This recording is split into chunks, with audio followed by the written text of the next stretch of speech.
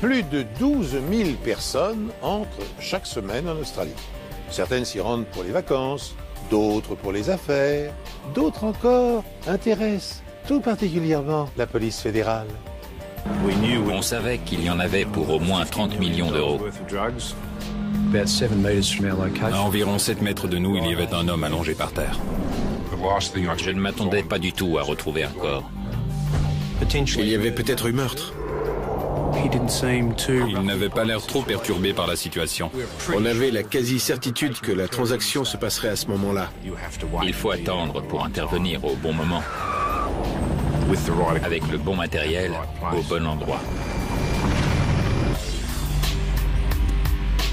Bonjour, je suis heureux de vous retrouver sur ce plateau pour une nouvelle enquête impossible. La police fédérale australienne est informée qu'une énorme quantité d'héroïne d'une valeur d'environ 100 millions d'euros s'apprête à être introduite clandestinement dans le pays. Mais elle ignore quand et où la cargaison sera livrée. Le seul indice dont elle dispose est l'arrivée prochaine à Melbourne d'un certain monsieur Teng. Comme vous allez vous en apercevoir dans un instant, tous les ingrédients sont réunis pour faire de cette affaire un extraordinaire film d'aventure. Enquête, filature, mise sur écoute, expertise médico-légale et rebondissements en tout genre sont au rendez-vous. Jusqu'au coup de théâtre final, le bombardement d'un cargo coréen par un avion de chasse. Mais, à la différence d'un film imaginé par un scénariste, les personnages sont ici bien réels et les cadavres n'auront aucune chance de ressusciter. Une fois qu'on a eu des informations sur Teng, sur son arrivée en Australie et sur l'endroit où il séjournait à Melbourne, Le groupe de surveillance devait suivre M. Teng pour voir ce qu'il faisait, qui il rencontrait et où il allait. On est en train de filmer un homme qui correspond à sa description. Il se tient au niveau d'un carrefour. la première chose qu'on a remarqué, c'est qu'il se trouvait toujours à proximité du Crown Casino de Melbourne. Il se tient devant le croisement et fume une cigarette. Oui, c'est notre homme. On a découvert qu'il avait un monospace pour se déplacer dans Melbourne. Grâce à nos recherches, on a appris qu'il l'avait loué à Geelong. C'est assez loin de Melbourne. C'est pas l'endroit où les touristes ont l'habitude de louer une voiture. Il y a tellement d'agences de location aux alentours de Melbourne. Le fait qu'il ait pris une si grosse voiture pour lui tout seul était curieux. Pendant 3 jours, l'équipe de surveillance suit M. Teng dans ses déplacements entre Melbourne et Geelong. Il est toujours au téléphone en train de fumer. Il a légèrement pivoté et il tourne le dos à la fontaine. À cause de ses déplacements près de la côte et de la jetée de Geelong, on avait l'impression qu'il observait la zone. Il était probablement en train de se familiariser avec les lieux. Même s'il séjournait au Crown Casino et qu'il y jouait tous les soirs, on voyait que ses activités ne correspondaient pas à celles d'un touriste. Alors que M. Teng est sous surveillance permanente, les agents fédéraux décident d'interroger le gérant de l'agence de location d'où provient le monospace. Et leur initiative s'avère payante. Leur suspect s'est renseigné sur la location d'un autre véhicule. Monsieur Teng a dit qu'il lui fallait un 4x4 parce que sa famille allait arriver et qu'il allait avoir besoin de place pour les bagages. Mais on ne croyait pas à cette histoire. On s'est dit qu'il avait l'intention de mettre quelque chose de volumineux dans le coffre et que ce n'était pas des bagages. Quand on a su pour la taille du coffre, on s'est dit que s'il s'agissait bien de drogue, il y en aurait une très grosse quantité. L'agence de location de Geelong n'avait pas de 4x4. La police fédérale en a donc loué un à son nom pour que l'agence puisse le mettre à disposition de M. Teng. Le lendemain, un 4x4 sur écoute est livré à l'agence. À notre demande, l'agence de location a contacté M. Teng pour lui dire qu'ils avaient un 4x4 disponible pour lui, ce qui nous a permis de faire revenir M. Teng et de mettre en place notre système de surveillance pour connaître tous ses déplacements et espionner ses conversations. Il a regardé le 4x4 avant de regarder de nouveau le monospace et il a dit qu'il n'y avait pas assez de place dans le 4x4 pour ce qu'il voulait en faire. Dans ce genre d'opération, il arrive que les choses se passent très bien et tout à coup il y a un problème. Ça ne se passe jamais comme prévu et c'est ce qui rend ces opérations difficiles. On essaie de contrôler les mouvements de quelqu'un qui ne sait pas qu'il est observé et puis d'un coup, il prend une décision et fait l'inverse de ce qu'on attend de lui. Mon patron va me tuer. Je l'ai fait venir de Melbourne. Ça m'a coûté de l'argent. Mais c'est pas grave. Le responsable de l'agence a eu l'occasion de jeter un œil sur les deux voitures. Il a remarqué qu'il y avait un autre homme dans le monospace avec Teng, aussi d'origine asiatique. Il a vu des bagages dans le coffre et l'une de ses valises avait une étiquette portant le nom d'un certain Lam. La police lance des recherches sur M. Lam, mais sa principale cible reste M. Teng. Et elle ne quitte pas sa trace une seconde. Accompagné de M. Lam, il longe la côte jusqu'à Lorne, une ville de surfeurs. Nous sommes le 11 avril 2003 et il est 16h51. Le suspect fume une cigarette devant le véhicule. Son associé est assis à la place du conducteur et semble rester à l'intérieur. Lorsqu'il a quitté l'agence de Geelong, Teng est allé à Lorne, où il s'est renseigné dans une agence immobilière. Agence immobilière Smith. Une fois qu'il a eu terminé et qu'il est reparti, nos enquêteurs sont entrés pour interroger l'agent immobilier et on a appris qu'il avait demandé des renseignements sur la location d'une propriété. Le suspect entre dans le véhicule. Monsieur Teng s'est renseigné très sérieusement sur la location d'une maison sur les hauteurs de Lorne. Et ma première impression a été qu'il allait se passer quelque chose dans les prochains jours. Après ça, il est retourné à Geelong, puis à Melbourne. Il s'était également renseigné à Geelong. Et d'après moi, c'était une façon de couvrir ses arrières. De toute évidence, le mystérieux M. Teng et son complice s'apprêtent à réceptionner une grande quantité de drogue. Dans ce but, ils ont repéré un endroit propice à l'accostage d'un bateau. Et ils s'organisent pour louer discrètement un véhicule tout-terrain et une villa tranquille. Pendant que Teng passe sa soirée à jouer au casino, les enquêteurs équipent sa voiture d'un système d'écoute. Ils resteront ainsi au contact et seront tenus informés de ses préparatifs. Les agents fédéraux n'ignorent pas que le bras de fer qu'ils engagent avec les trafiquants sera extrêmement dangereux. M. Kam Fai Teng a passé les 2 dernières semaines à parcourir la côte sud-est de l'État de Victoria. Il était parfois seul et parfois accompagné d'un homme que la police pense être un certain M. Lam. Mais la police sait pertinemment qu'ils ne sont pas là pour chercher un agréable coin de pêche, mais pour trouver un endroit où un lourd chargement de stupéfiants pourrait être débarqué. Afin de connaître les plans du suspect, les agents fédéraux ont réussi à installer un système d'écoute dans le monospace qu'il a loué. Mais le lendemain, Teng a décidé de se rendre à pied jusqu'au quartier des affaires de Melbourne. Et la police fédérale n'a donc pas pu poursuivre sa filature. Il est appuyé contre un mur et il regarde autour de lui. Il vient de regarder sa montre. Une minute plus tard, son attitude s'explique. Notre homme discute avec quelqu'un sous la passerelle. On l'a vu avec un autre homme, encore un inconnu. Ce n'était pas le même que celui qu'on avait vu avec lui dans la voiture à Geelong. Le suspect porte un pantalon gris foncé et des chaussures noires.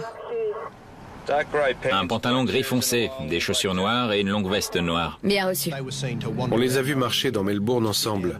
Ils se sont assis pour déjeuner et discuter longuement. Ils ont également passé un certain nombre de coups de fil dans une cabine téléphonique. Ils sont à la cabine. Compris. Ils se séparent. Placez cet inconnu sous surveillance. Bien reçu. Par chance, l'individu non identifié reste avec M. Teng. Les 2 hommes montent dans la voiture équipée du système de surveillance. À partir de maintenant, les enquêteurs peuvent suivre toute leur conversation. Ils sont encore une fois partis pour Geelong et ont eu une conversation dans le véhicule. Le deuxième homme a évoqué l'implication de Teng dans un trafic de drogue international et les peines qu'ils encouraient avec ce qu'ils s'apprêtaient à faire. Ils ont parlé d'une peine pouvant aller de 5 à 20 ans.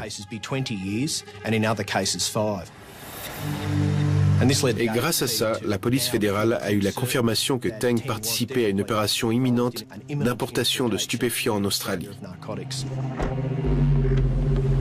Une fois à Geelong, les deux hommes se rendent sur la jetée de Cunningham. D'après ce qu'on avait entendu de leur conversation dans la voiture, c'est là qu'ils avaient l'intention de réceptionner la drogue. C'était une zone de grande affluence où ils pouvaient facilement se fondre dans la masse. Ils ont relevé le numéro d'une balise sur la jetée de Cunningham. C'était la 57B. Ils l'avaient choisi comme point de rendez-vous pour leur transaction. Les deux hommes partent ensuite pour Lorne et leur conversation devient codée. Quand ils parlaient de la drogue, ils employaient le terme « petit ami ». Ils disaient qu'ils allaient chercher les petites amies, les passer à quelqu'un d'autre et qu'elles seraient livrées par bateau rapide. On savait qu'il y aurait des bateaux. On savait qu'il y aurait 150 unités, du moins, c'est le chiffre dont il parlait. Une unité correspond à un paquet de 300 grammes ou de 700 grammes. Ça dépend de leur jargon. Si on se fie au prix à la vente, on sait qu'un kilo coûte environ 650 000 €, et c'est probablement bien plus.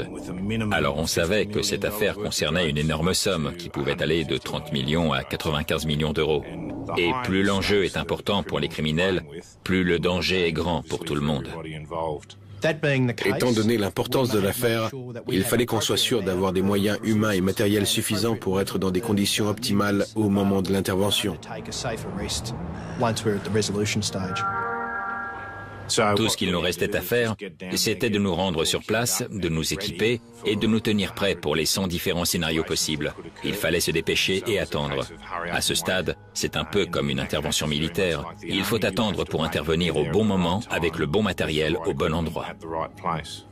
On doit être prêt à n'importe quelle heure pour intervenir à n'importe quel niveau. Que ce soit à 2 heures du matin, sans avoir dormi, ou au cours d'une journée normale.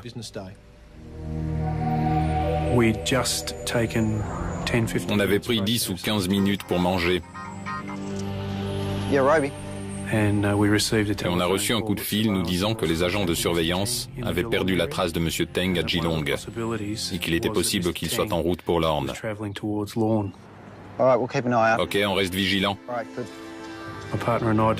Avec mon partenaire, on a décidé de se placer à l'entrée de Lorne parce qu'il n'y avait qu'un chemin possible et on savait qu'il passerait forcément par cette route.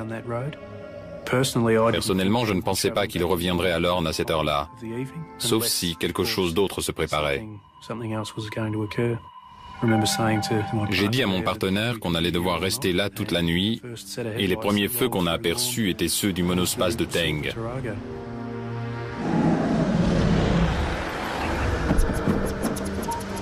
Pourquoi M. Teng roule-t-il à tombeau ouvert au risque de se faire verbaliser pour excès de vitesse? Sinon, parce que la livraison de la drogue est sans doute imminente. Il parcourt en effet la distance séparant Geelong de Lorne en 2 fois moins de temps qu'il n'en faut habituellement. Une nouvelle surprise attend les policiers. Contre toute attente, après avoir dépassé Lorne, Teng poursuit sa route. Pris au dépourvu et privé de soutien, l'agent Robbie et son partenaire décident néanmoins de prendre en filature la voiture des gangsters. On était les 2 seules voitures sur la route et il fallait qu'on fasse très attention à ne pas être trop près du monospace.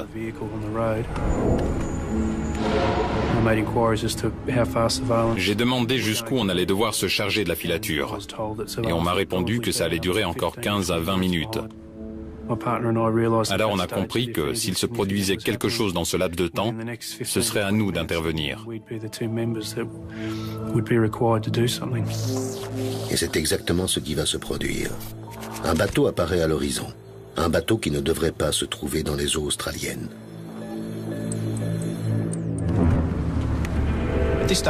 À ce stade, l'agent Robey et son partenaire suivaient le monospace sur Great Ocean Road à une vitesse relativement élevée dans des conditions visuelles très difficiles.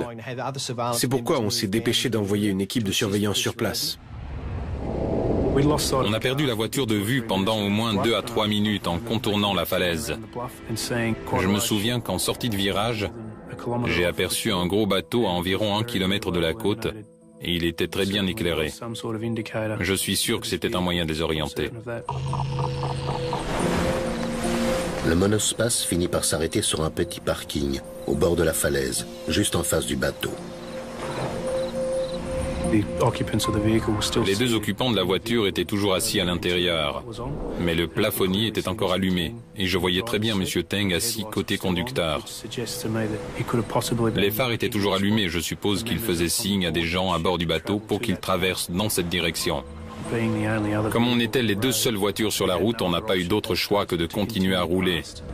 Il n'y avait pas d'endroit pour s'arrêter. L'agent Robet ne peut que faire régulièrement des allers-retours à proximité de la voiture des suspects en attendant des renforts. Cette partie de la côte est peu fréquentée et les voitures sont assez rares, surtout à cette heure de la nuit. Il fallait qu'on essaie rapidement de localiser les agents de surveillance pour poursuivre la filature si jamais la transaction avait lieu. Mais au moment où les renforts arrivent, les suspects se remettent en route. Ce sont nos 2 hommes, droit devant.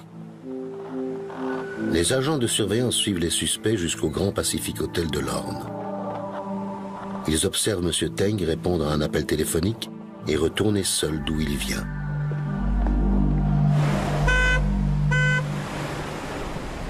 Les agents chargés de la filature ont repéré une voiture avec les feux stop allumés sur le côté de la route, actionnant son klaxon. Ils ont choisi encore une fois de poursuivre leur route, mais ont remarqué que Teng s'arrêtait pour rejoindre l'autre véhicule qui était une berline bleue. Les agents ont eu le temps de relever le numéro de la plaque. Et après une rapide vérification, on a appris qu'elle avait été louée par un certain monsieur Lam, le premier homme qu'on avait identifié avec Teng. Sachant que le bateau était proche de la côte et qu'il n'avait pas l'air de vouloir bouger, on était quasiment sûr que la livraison aurait lieu d'un moment à l'autre. Le transbordement de la cargaison d'héroïne est imminent. Malheureusement pour les agents fédéraux, la plage où l'opération va se dérouler se trouve en contrebas et elle est invisible de la route. Comble de malchance, le temps est exécrable, la vue est bouchée et les renforts tardent à arriver. C'était très difficile de voir ce qui se passait, que ce soit sur le bateau ou sur la plage. On ne voyait pas le bateau à l'œil nu. Le seul moyen de voir quelque chose était d'utiliser la caméra infrarouge. La météo était catastrophique. La mer était très agitée et c'était vraiment suicidaire de quitter le bateau dans de telles conditions. Surtout qu'étant donné la taille du bateau, il fallait utiliser une annexe pour amener la cargaison sur la côte.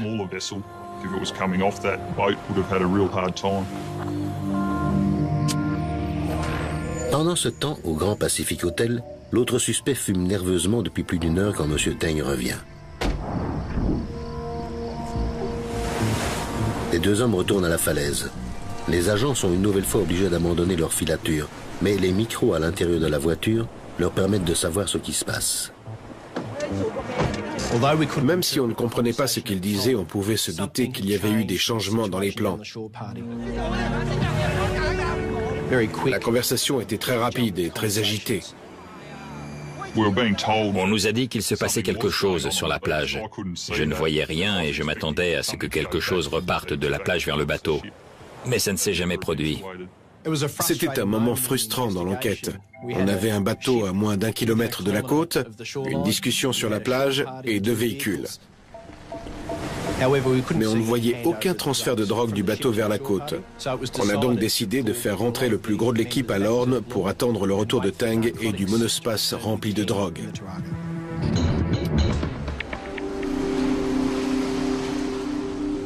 La voiture est revenue à l'hôtel et s'est garée dans l'un des parkings souterrains.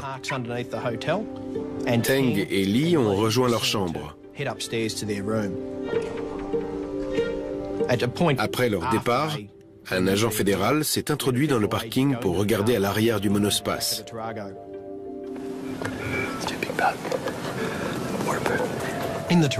Il a pu voir 2 paquets enveloppés dans des bâches bleues et des filets de pêche. On savait donc que la drogue était arrivée.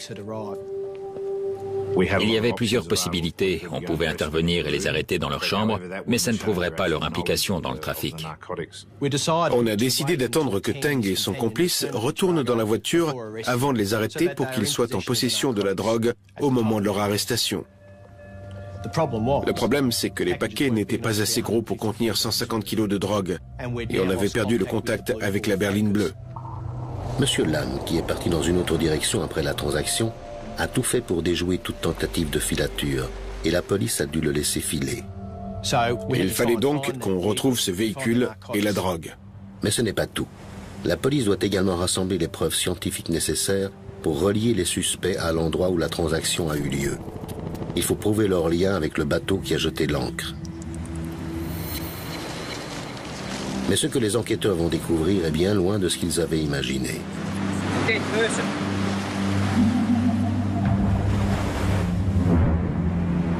Le jour s'est levé et le bateau qui était difficile à distinguer la veille se trouve toujours au large de l'Orne. Il peut enfin être identifié. Il s'agit du Pongsu. On a pu rapidement déterminer que le Pongsu avait été récemment enregistré au Tuvalu, un petit État polynésien. Mais avant ça, il venait de Corée du Nord. Le changement de nationalité du bateau a eu lieu moins d'un mois avant son arrivée. Ils ont payé 7 500 € pour ce changement de nationalité. Et on pense que c'était pour ne pas attirer l'attention des autorités au moment où le bateau se déplacerait dans la région. L'attitude du commandant du Pongsu intrigue les policiers. S'il a livré la drogue à ses complices, pourquoi n'a-t-il pas donné l'ordre de prendre le large? Pourquoi le bateau reste-t-il ancré à proximité de la plage au risque d'attirer l'attention des gardes-côtes? Incapables de répondre à ces questions, les agents fédéraux décident d'intercepter les suspects avant qu'ils ne s'échappent et de saisir le stock d'héroïne qu'ils transportent à l'arrière de leur voiture. Notre plan était d'essayer de les neutraliser sur place en trafiquant leur voiture pour qu'ils soient obligés de s'arrêter pour la réparer. Alors on a décidé de dégonfler le pneu avant. Et ils seraient alors obligés de s'arrêter pour changer la roue et on pourrait procéder à leur arrestation en douceur. Mais les choses ne se sont pas passées comme prévu, comme c'est souvent le cas dans ce genre de situation. Il a remarqué que son pneu était plat, et il a regardé autour de lui, il nous a repérés, et il est parti à toute vitesse. Il fallait absolument qu'on arrête ce véhicule sans perdre de temps.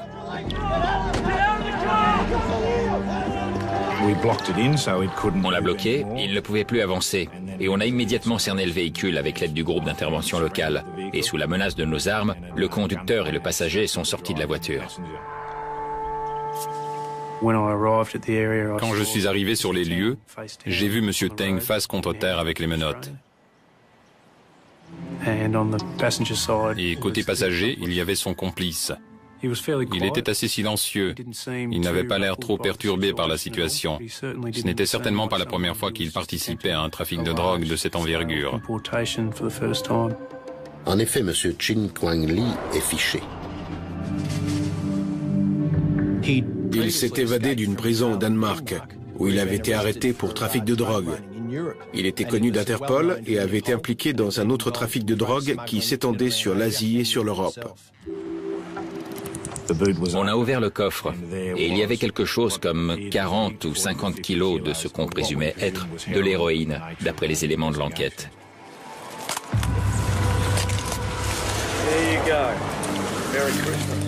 On savait qu'on venait de mettre la main sur 25 ou 30 millions d'euros d'héroïne. La police fédérale était plus que satisfaite. Les paquets sont soigneusement enveloppés dans plusieurs couches de plastique. Ça doit être la couche inférieure. Il y en a encore une. Preuve que les paquets ont été transportés depuis le bateau. Chacun est marqué du logo WO Globe Brand, une héroïne de grande qualité, ce qui sera confirmé par les tests en laboratoire.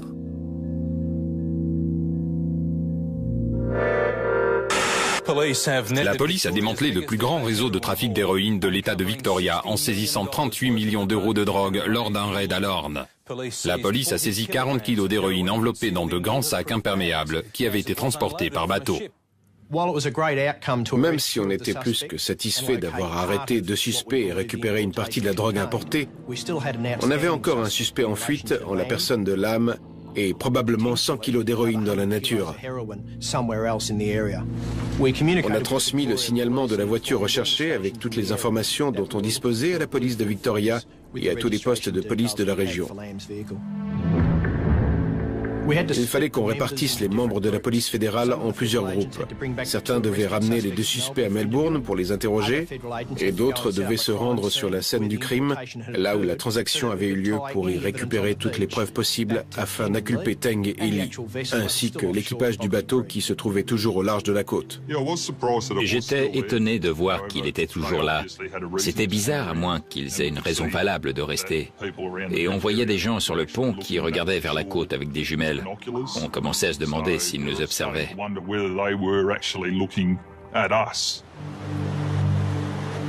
Une fois sur la plage, ils ont remarqué la présence d'un Zodiac. Quand on a vu le Zodiac, on a tout de suite compris. Il était dégonflé et il avait apparemment beaucoup souffert. On voyait bien qu'il n'était plus utilisable et on a compris pourquoi on n'avait pas vu de bateau retourner vers le Pong-Su et pourquoi les hommes, à bord du Pong-Su, regardaient vers la côte. La proximité des algues attire leur attention. Il y avait des pierres sur les algues, ce qui n'était pas normal. D'habitude, c'est plutôt l'inverse. Sous le tas, on a retrouvé 2 gilets de sauvetage qui avaient été dissimulés. Après cette découverte,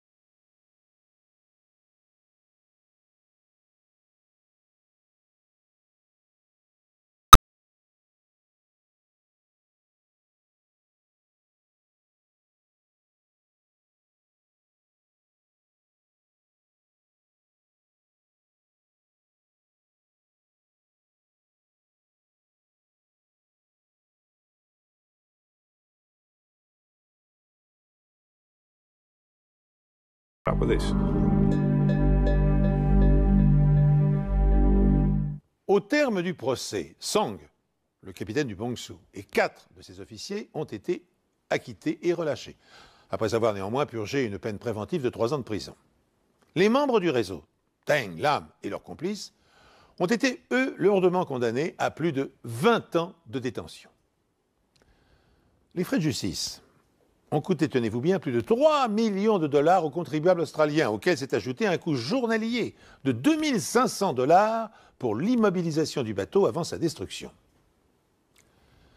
Compte tenu de l'ampleur de l'opération, une question a intrigué les agents fédéraux. Pourquoi les trafiquants n'ont-ils pas attendu la fin du mauvais temps pour débarquer la drogue? Il semble que les 2 hommes qui ont utilisé le Zodiac ne faisaient pas partie de l'équipage. Hommes d'affaires malaisiens, ils devaient acheter des voitures de luxe en Australie et auraient quitté le Pong-Su avec l'héroïne à l'insu du capitaine. Cette explication invérifiable et peu crédible a néanmoins jeté un doute raisonnable sur la culpabilité du capitaine et a contribué à son acquittement. Sachez encore que cette affaire a créé un incident diplomatique entre les États-Unis et la Corée du Nord. Le secrétaire d'État américain a en effet accusé le régime de Pyongyang d'organiser un trafic de drogue à l'échelle planétaire. Connu sous le nom de Code de Bureau 39, ce service de l'État récolterait des sommes dont le montant atteindrait 500 millions de dollars par an. Officiellement enregistré à Tuvalu, mais appartenant au gouvernement nord-coréen, le Pong-Su ne serait que l'un des navires impliqués dans ce vaste réseau. Ainsi s'achève cette émission riche en rebondissements. Merci de l'avoir suivi en ma compagnie et je vous donne rendez-vous bien sûr pour une nouvelle enquête impossible prochainement.